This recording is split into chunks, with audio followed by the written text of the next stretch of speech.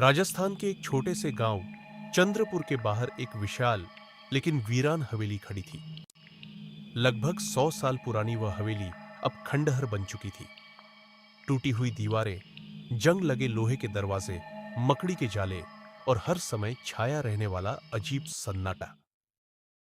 गांव का कोई भी इंसान सूर्यास्त के बाद उस हवेली के पास जाने की हिम्मत नहीं करता था।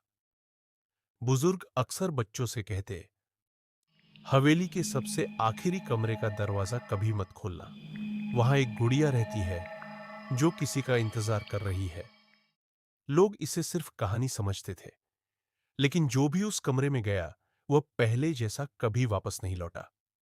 शहर से छुट्टियां बिताने आए चार दोस्त, आरव, मीरा, कबीर और सोनल, गांव वालों की इस बात पर हंसने लगे।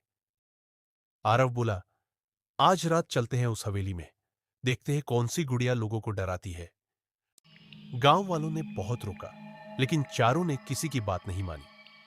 रात के ठीक 11 बजे वे टॉर्च लेकर हवेली पहुंच गए। जैसे ही मुख्य दरवाजा खुला, छर्रर ऐसी आवाज आई कि सब एक पल के लिए रुक गए। अंदर घुप अंधेरा था, हवा अपने आप चल रही थी और ऐसा लग रहा था जैसे कोई दूर खड़ा उन्हें देख रहा हो।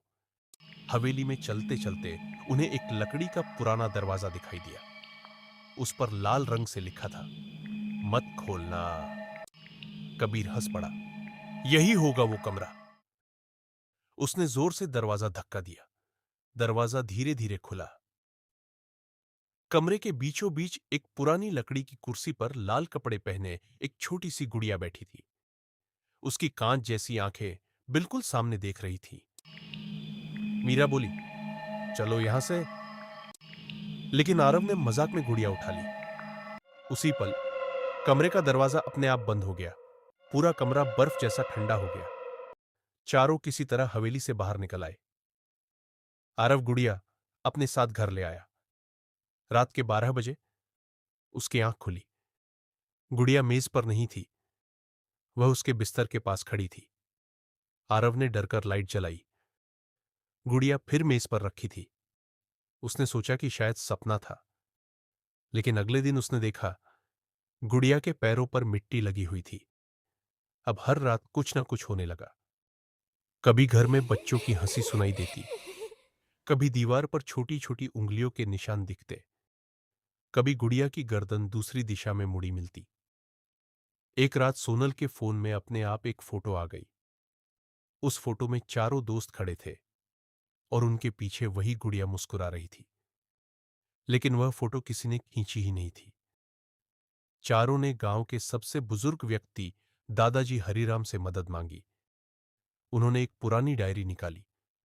उसमें लिखा था, करीब 70 साल पहले हवेली के मालिक की 8 साल की बेटी गौरी की हत्या कर दी गई थी।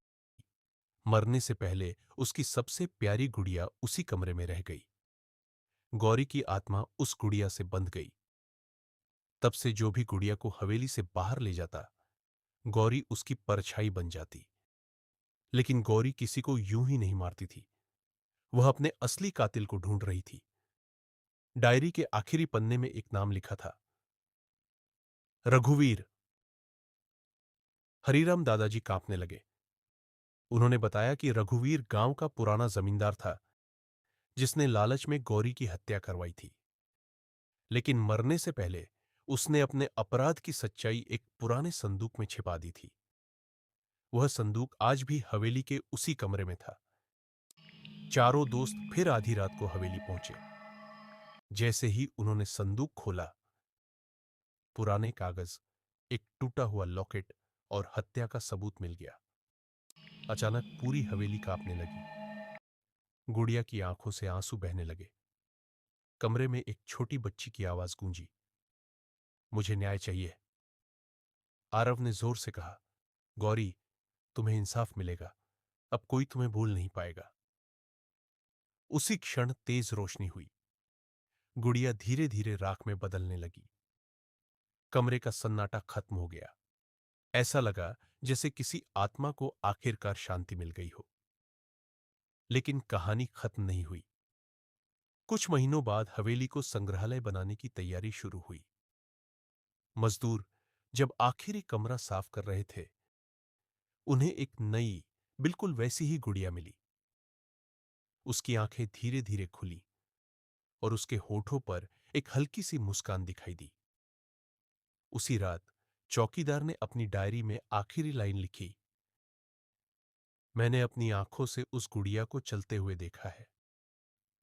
अगली सुबह चौकीदार कहीं नहीं मिला। उसकी टॉर्च जमीन पर पड़ी थी और आखिरी कमरे का दरवाजा फिर से अंदर से बंद था। समाप्त, या शायद अभी नहीं।